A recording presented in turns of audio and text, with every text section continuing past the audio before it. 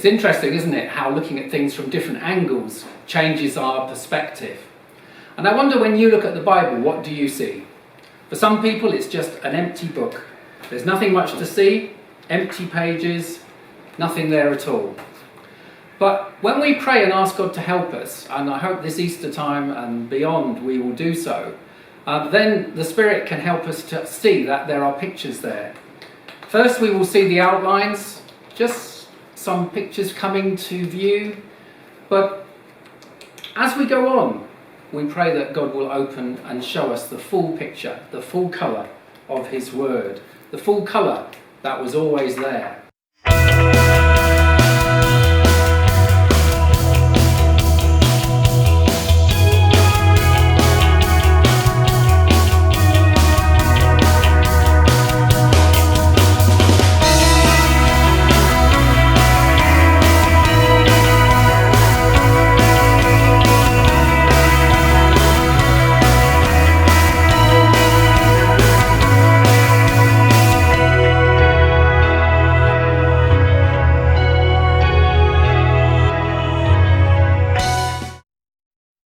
So would you buy a robe on Moana?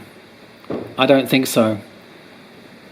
I think you know that you would want to have a child where you can form a relationship. Yes, the robot is easy to look after. Yes, it never argues. Yes, it's very cheap to run.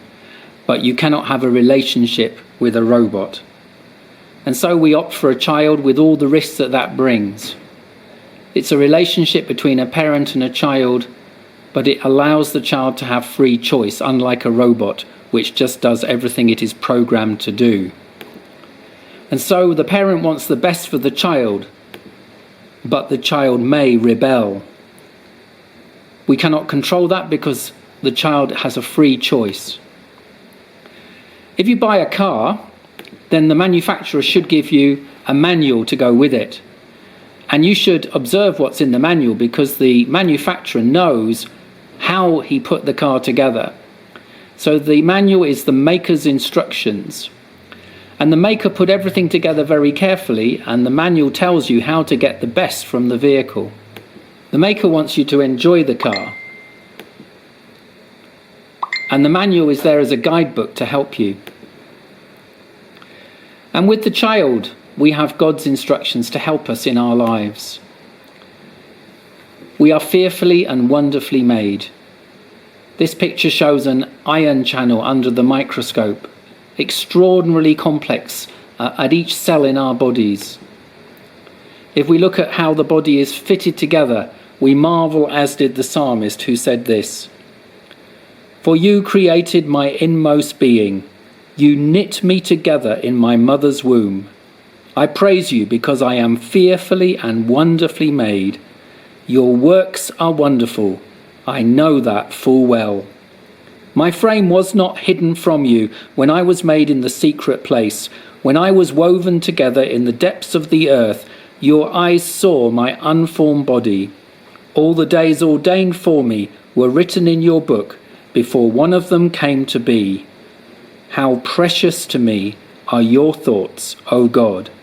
How vast is the sum of them." We are fearfully and wonderfully made. God put us together as our maker. He gave us instructions for the journey of life because he wants the best for us.